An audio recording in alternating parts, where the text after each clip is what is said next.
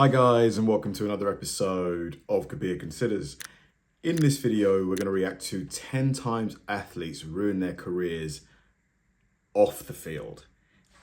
I mean, okay, let's say you're an athlete, you're in the NBA, and you commit a horrible foul, a foul that maybe ends the career of another player.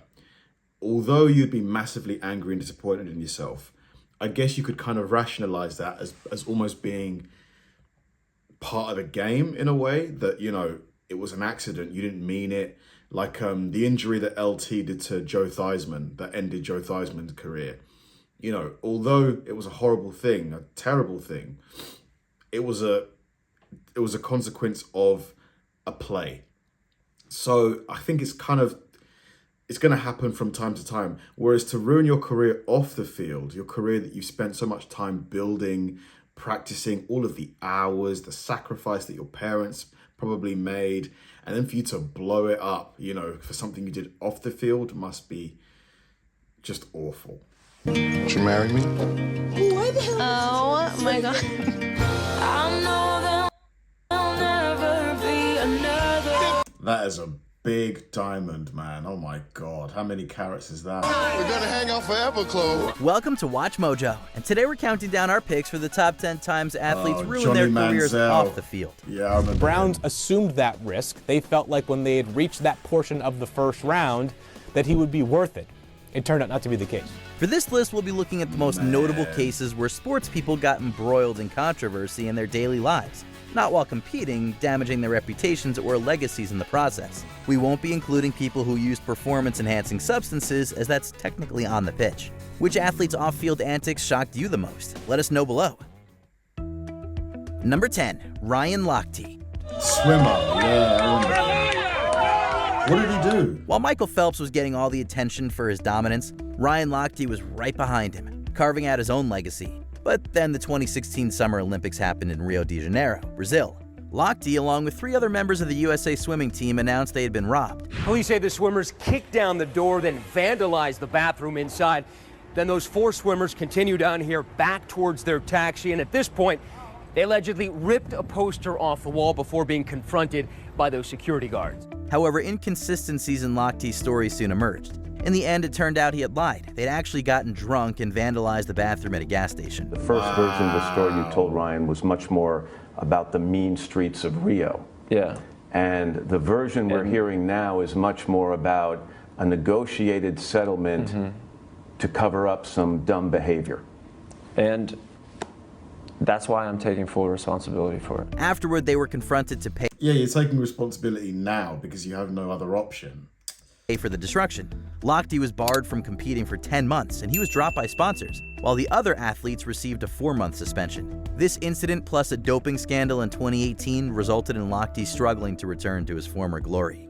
I take full responsibility. I'm human. I made a mistake, a very big mistake, and it's something that I learned from, and I know that that will never happen again. Number 9. Blah, blah, blah, blah. Honestly, you could just tell that his agent wrote that whole apology. Whenever they say, I take full responsibility, it's just so fake, isn't it? Greg Hardy. Cracking. Hogwarts. Hardy was living the dream as a Carolina Panthers defensive end, receiving praise from all sides of the NFL for his amazing work. But during the offseason in 2014, the wheels came off his rise to stardom when he was accused of assaulting his then-girlfriend. Hardy was initially found guilty of assault, but the case was ultimately dismissed on appeal because his former partner largely went quiet. Needless to say, people were far from happy that he was still in the league following this. Just when I begin to think the Cowboys can't possibly sink any lower, they can't fall from grace any more than they have, they find another shovel and dig a few feet deeper. After attempting a football comeback with the Dallas Cowboys in 2015, Hardy switched sports and began an MMA career. Number 8, Johnny Manziel. Yikes. Oh my God. You know, 1 minute you're flying high and then boom. I remember this guy, Johnny Football. Skip Bayless hyped this guy up so much. I can't hear. We can't hear you. There's too much money in my hand. You expect someone named Johnny Football to do big things in the NFL, but this athlete's personal life and excessive amounts of partying got in the way. While he had some run-ins with the police in his college days, the quarterback was drafted by the Cleveland Browns in 2014, but Manziel's excessive behavior off the field continued.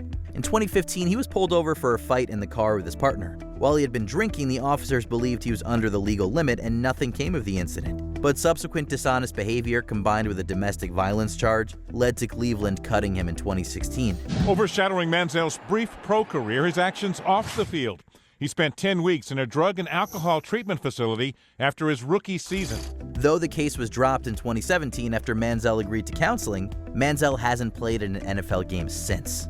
But at the end of the day, it's to be seen. I'm still moving forward. I'm still doing the little meticulous things that I have to do on a daily basis to try and keep this right over anything else is what means the most to me.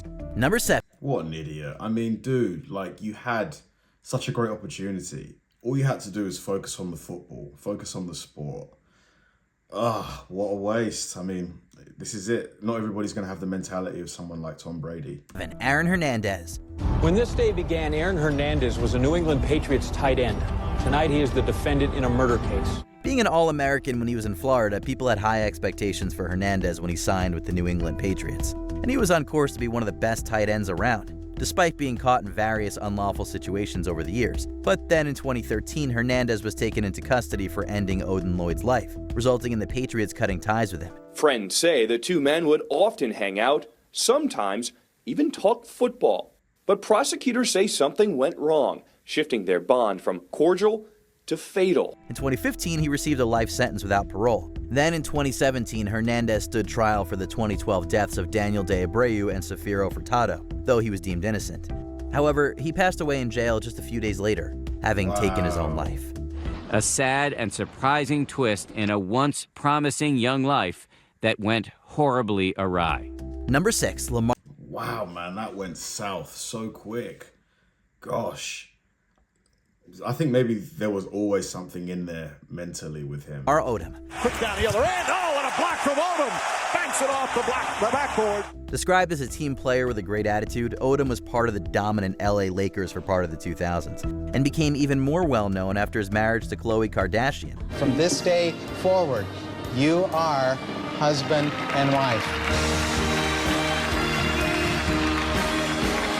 However, substance use affected the basketball star's career, and keep the tongues inside. My God, your parents are there. Soon it became impossible to ignore. And all the pain go away. In 2013, he was arrested for impaired driving. 2 years later, things reached a boiling point. He was found in a coma in Nevada with various illicit substances in his system, resulting in several heart attacks and strokes, among other things. Authorities originally planned to airlift him, but the county sheriff's office said that at 6'10", Odom was too tall to be transported by helicopter. While it was a long road to recovery from this... Look at the size difference. Wow. So he's 6'10". She's got to be like, what, 5'2"? But this looks more like a 3 feet difference, you know? Near-death experience, Odom regained his health, but admitted that his drug use cut his basketball career short prematurely. Could you even fathom what your body had been through? No, I mean, I really still can't. All my doctors say I'm a walking miracle. Number 5, Michael Vick. This Atlanta Falcons quarterback was making waves and looked set to have a legendary career in the NFL. It was like having Barry Sanders back there as your quarterback. The most dynamic, athletic quarterback that there ever was. I'm gonna give him all this, baby.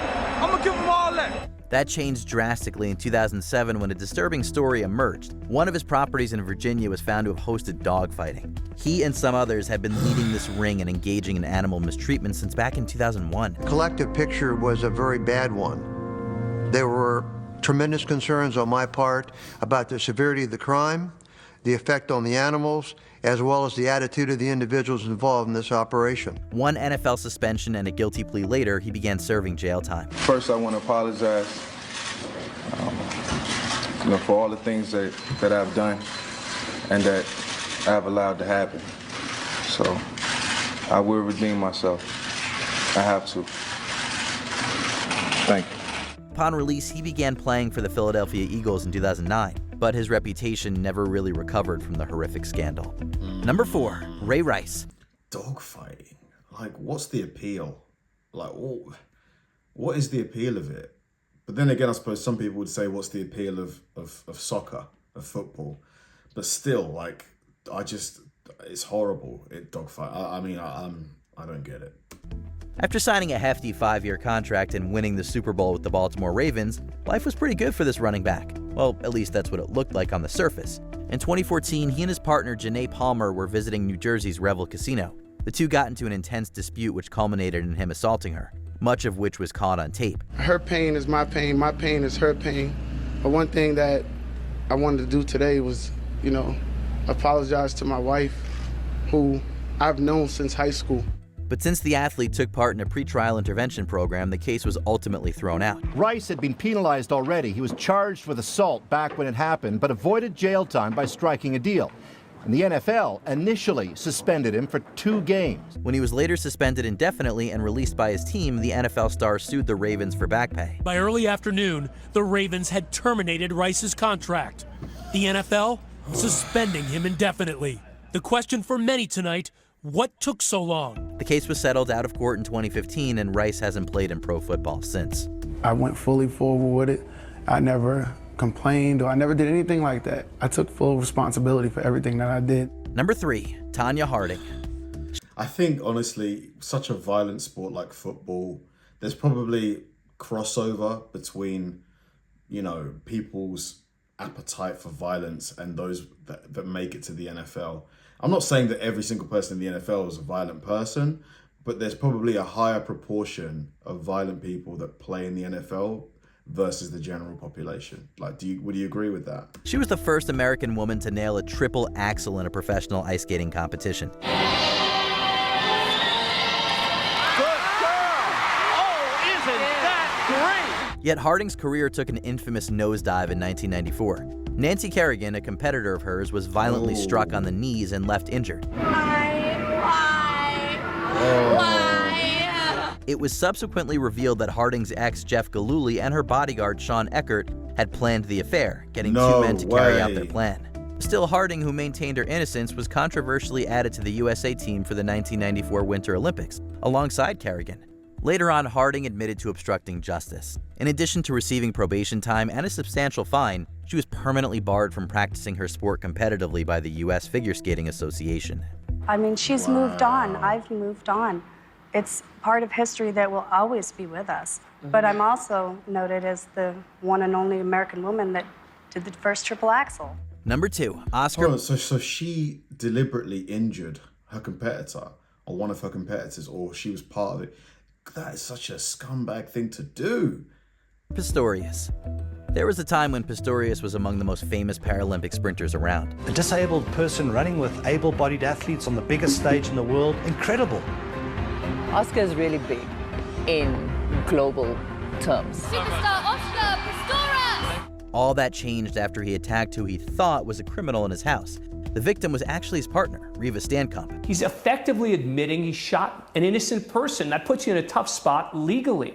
So I've got to believe that his best hope is for a lesser charge rather than an all-out not guilty verdict. The South African sprinter was set to spend 5 years in jail as a result. The original conviction was then overturned in favor of a more serious charge. The accused has punished himself and will punish himself for the rest of his life far more than any court of law can punish him. Though his prison term this time around was not sure about that, but decent attempt. Year longer, prosecutors still didn't believe that was enough and appealed once more. They were successful in 2017 as Pistorius' sentence was more than doubled to 13 years and 5 months. And Pistorius has now got the minimum sentence for murder. Before we continue, be sure to subscribe but he might have genuinely thought it was a burglar. But I guess the court must have found sufficient evidence that demonstrated it was just straight up murder. Why would he do that to his wife? Our channel and ring the bell to get notified about our latest videos. You have the option to be notified for occasional videos or all of them. If you're on your phone, make sure you go into your settings and switch on notifications. Number 1, O.J. Simpson. OJ. The world watched as Simpson ran away from the police in a Ford Bronco and was then acquitted of the slaying of Nicole Brown Simpson and Ron Goldman in 1994. We, the jury, in the above entitled action, find the defendant Orenthal James Simpson not guilty of the crime of murder in violation of Penal Code Section 187. Yet in 1997, he found himself losing a civil case and was deemed responsible for their passing, with the combined penalty being $33.5 million. His acting and broadcasting career were effectively over at this point. And after all that, you might expect him to keep a low profile, but he didn't. Yes, Your Honor, I stand before you today sorry, somewhat confused. I feel apologetic to the people of the state of Nevada. In 2008, he was in court for his role in a Las Vegas robbery and was handed a 33-year prison sentence. What were you thinking, OJ? You've just gone through a murder trial. Granted parole in 2017. He's been free since 2021, though his name remains synonymous with scandal. And now state officials in Nevada have I think he died recently. Granted Simpson a discharge from his parole 2 months early, citing good behavior. His lawyer saying Mr. Simpson is a completely free man now, but not disclosing OJ's future plans. Man, he'd gone through a murder trial, but he somehow, was acquitted. I'm not saying he wasn't innocent. I don't know if he wasn't innocent or not. But, you've got through a murder trial. You would think that someone who's been on trial for murder, a trial that was televised probably nationwide, you would lay low. You would lay so low. You would live an exemplary life so that anybody who still thinks that you did it has nothing to kind of say, oh, look, he's just done that. Of course he did. He did the murder. Then he goes and robs a bank. Like, what was he thinking? Maybe it was desperation for money. Maybe he was broke because, he lost that $33 million lawsuit. But still, you would just lay low. Thanks for watching, guys, and I'll see you in the next one.